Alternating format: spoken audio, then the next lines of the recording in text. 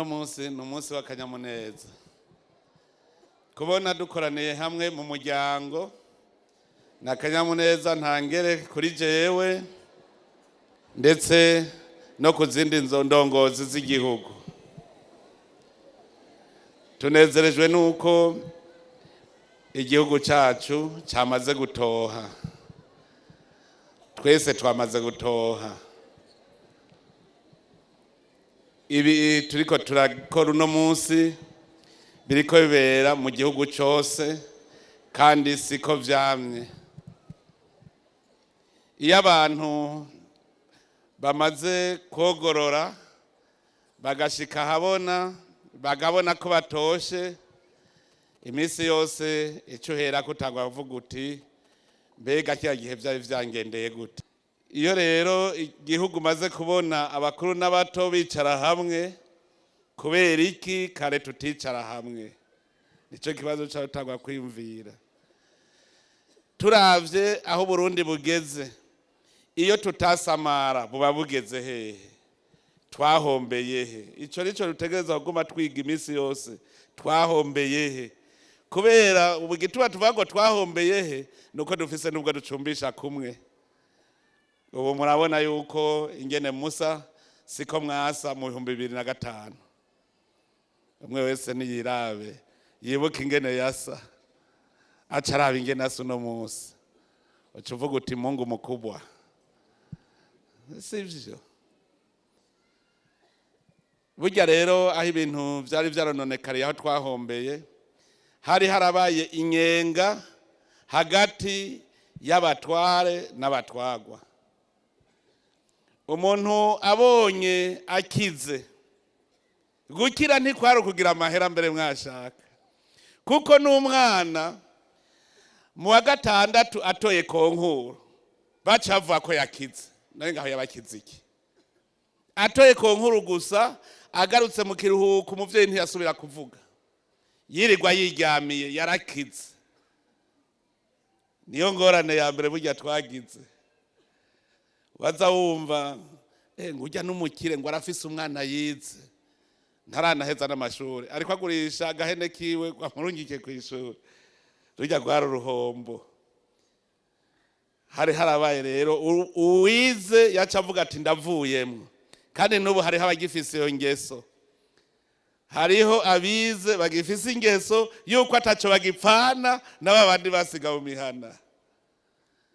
None uciye ubwenge, wagiye kwiga ubuhinga n'ubumenyi, n'utarosa mu mahigwe, nagira boca bashira hamwe, kuko bose barafise ubwenge n'inkomezi bwo gukora ibikorwa bibateza imbere. Ico gihe rero n'ubu hariho abakibona yuko atari abene gihugu. Ubaye mwarimu ucubona ko wavuye mu bene gihugu, uri umwene gihugu. Ubu rero niho twagarutse, kuko murabona ko twicara hamwe bigakunda. Ubu turicara hamwe bigakunda, abatware n'abatwagwa. Kuko igihugu gitegereza kugira abaje imbere y'abandi.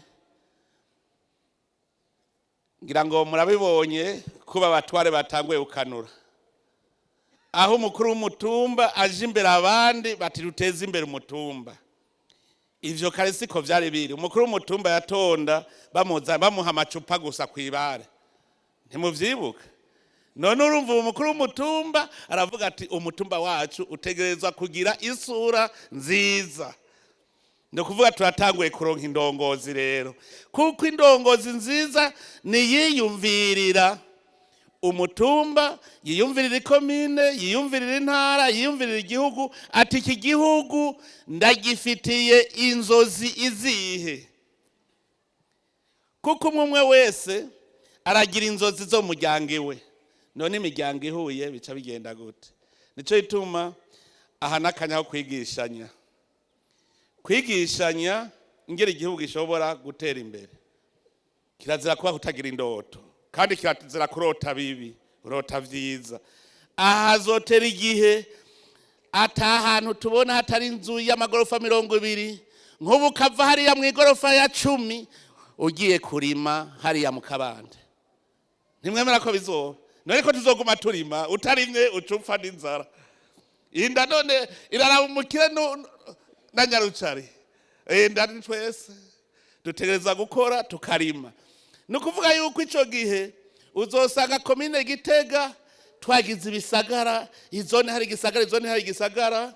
Ico gihe muzosanga ufise akaduga, umuryango wose ufise akaduga, akamoto, ugenda uvuye muri ya gorofa ya 10 uca ufata akamoto kawe ugiye mu mirima. Akaduga uparakinga. Nico gituma mwe murategura amabarabara kuko imodoka yawe ntizoca mu kirere. Erega no gukorera kuri vision turaba imbona kazoza igihugu giteye imbere no kuvuga iki. Nta nyarucari abariho bose baba bafise ubuzima. Mu Burundi twebwe twaruyu umwe abana ba mugabo umwe harazi inyatsi shetani ici twita abahutu n'abatutsi n'abatwa twari bene mugabo umwe ducanamwe imice. Kandi ivyo rero si twebwe gusa n'abana ba Isirayeli baracanyemwe imiryango 10 jukwayo 2 jukwayo kandi bose bavuka kwa Yakobo kandi bafise isezerano. Kubera iki shetani yamishaka kugabura abantu. Iyo abantu rero biciyemwe imice ntibasubira gutera imbere, ntibasubira, ntibikunda. Abantu barashobora shetani kabashira hamwe kugira bakora ikibi. Imana icikora iminsi yose cisubira kabatandukanye. Abantu bariko bubaka ikizu c'ikibaberi kubwishime kugira ngo ntibasubire gutera imbere ntibubake. Imana yoberanije indimi zabo. Fini ntibasubiye kubaka. Ikizu c'ikibaberi caguye aho nyene. Natwe burya haraje abantu bavuga bati aba barundi bavuga rumwe, aba barundi bazi guhingura ubutare, aba barundi bazi kurima bakimbura, aba barundi bazi kubika inyama ikamara imyaka n'imyaka, aba barundi bazi gukora impuzu, aba barundi bazi gukora isuka. Atabatwobareka bazohava badusiga mu itunga. Muravye kuva mu 2005 gushika uno munsi aho tugeze murahabona. Iyo tutagira ingorane kuva mu 32 iyo duca twibandaniriza tuba tugeze he? Raba aho tugeze kuva mu 2005 murabe ingere twari tumetse inzu z'amabati zari zingahega bashahi wanyu. Muravyibuka zari zarasambaguritse zose. Uno munsi simbona tubata honje. Camwiyumvira uwo guha imyaka 50 Uburundi bwa bumeze gute? Turumwe uko turumwe. Imana rero asubira tugarukako tugira umutima umwe raho turiko turibakira Uburundi. Iyi nimbono kazoza rero ndabwira haturabaze gushika ku ntambwe ya mbere. Tumaze kubibona rero burya abantu kugira ngo batera imbere baja hamwe. Ntubona nk'uko turi kuwe mu komine ya Gitega. Abo muri komine Kiganda bari kumwe. Kuko iterambere rya Kiganda si iterambere rya komine Gitega, ni iterambere rya komine Kiganda. Nico gituma ushaka gutera imbere. Nko banza kuvuga uti, nko nanezerewe ibintu bariko baragira, ibi vyuko bariko barubaka, ibibanza vyiratiro, ibibanza vy'ingenzi, nkuba amahera arashobora guca vy'Ubujumbura, Igitega. Ntacaba iwacu. Nkuba iterambere gereriza. Hajya muzi kijya kintu gasapa ariko arubaka.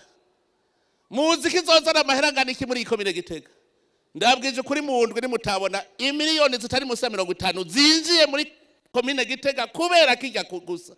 Muga nkuba hariho uriko amugirira ishari, hariho uriko aramutwenga. Ayo mahera hinjiye miliyoni 50 kundwi aca yubaka ikindi kizu. Uwafyatuye amatafari ararosa ikiraka. Umubaji ararosa ikiraka. Umufundi ararose, umuhede maso ararose, ya mahera gasape yararose yose agiye he muri mwebwe nyene. Mwumvise ingene itunga rigenda mu gihugu. Aho umuntu wese afise impano nayishire ngaha. Ayishira. Murabe ko twese rutaduga. Imana yaciduha impano zidasa. Hariho ujejwe kuvura, ujejwe kwigisha abandi, ujejwe kubaza, ujejwe kurima. Wewe uri kurima hariho mwarimu nawe ari kwigisha, wewe uzokwimbura mwarimu nawe ahembwe acaza kugura iwawe. Nimagiriranire twese nimagiriranire. Umwe wese agira kantazanye kubera imana yakuremye iguha ubwenge n'inkomezi kugira ugira kukoze. Ne mwagwaruka muri ngaha muriko murarondera impano yanyu aho iri. Abaskuti mupo muriko murarondera impano yanyu aho iri. Ntuhagaye usanze impano yawe ihagaze mu gucapura, aho niho uzotungira, kuko imana niyo mpano yaguhaye. Usanze impano yawe uri umukorikori mu tuntu two kugira amaroshereshe mu burimyi, nivyo nyene rondera impano yawe ukiri muto. Nagadabwire ndongozi, kuba indongozi y'abandi ni nk'uko ubu bihebeye ntubugiye guca amahera. Ntagira umuntu akorera leta azovuga ngo ni umunyakazi, ni umuserviteur. Murazobaza byitwa service public. Murabasuku gukorera umuntu naho arakonka n'amaraso yawe, kuko wase gukora iwawe ingo ndakonke nta kundi. Ariko wase gukora iwawe. Mwebwe nimwigumiriza ububumwe gusa, nta kindi. Tugire ububumwe, dukanure, dukorere igihugu cyacu kuko kiratunze. Ni igihugu gifise umutahe twari twarasamaye. Twebwe ntagira umuntu asubira kuduhungabaniriza umutekano. Sha mugaba ntaho yoca ubu. Yo kubwira ngo usambura irya nzu yawe gasha ukayisambura. Kubu twabonye intambara igereze isambura amazu yose. Ubu twakwemera umuntu yo dutera intambara. Sha sinza hazoca. Yemwe novuga nturahanzi kakusamburira inzu. Inzu yaje isambuka, intambara ko tuzi ko isambura itubaka. Hari intambara muri irya mwumva yubatse. Nta na hamwe hose intambara no gusambura. Nico caduhombeje twama mu magume ya misi yose. None rero bavukanyi, cyenda nezerewe kubona turi kumwe kandi tuyaga kakayago. None hari uvuye ngahagiye akiza na gatoyi gabasha. Umwaka uzuhere twese turabasirimu. Twese aho ubonye umuntu umubona ko ari umusirimu aragashugwe. Urazi ahantu hari udushugwe n'abamarayika baca baza gutembera, haca haba akayaga keza. None rero umwe wese ku myaka ageze ko uwahomvye ubunyene yihombore, agaruke arabaho yahombeye aca havyura. Umuntu nabo bakozi bavuga ngo urumva ngo amategeko mpuzamakungu ngo yavuze ko umukozi ategereza gukora amasaha 8 ku munsi. Imana niko yavuze gayema. Umwana w'umuntu ivyo avuze ucubirutisha ivyo Imana yavuze. Imana yavuze iti kora kuwa mbere, kuwa kabiri, kuwa gatatu, kuwa kane, kuwa gatanu, kuwa gatandatu, umunsi w'indwi urahezagiwe ni uzocuruhuka. Mubuza wumva ngo amasaha ngo 8 ntuzeho. Imana yaguhaye amasaha 28 yo gukora, ugaca ukora 8 gusa, ugaca widoga ngo urakenye. Ce nabwiye nti ntaco, amategeko y'umuntu uko yavuze 8 nawe ni wehe 8. Uca ukora nawe gwawe 8 hanyuma ucuruhuka 8. Sha uwo mugabo azojya amasaha 8 nzomuraba. Uzoca ukora 12 kandi ukoze 12 mu myaka itarenga 2 ukoze ivyo wawe masaha 12 basi kora 8 gusa. Kora 8 gusa. 8 uje kuri kiya gikorwa cy'igihugu, 8 ukore gwawe hanyuma uca ufatane yo kuyagisha abantu bigishe 4 gusa. Dushitse kuranga ku masanga 16 dushitse ku 20 uca uryamane. None rero mwese Imana ibahezagire.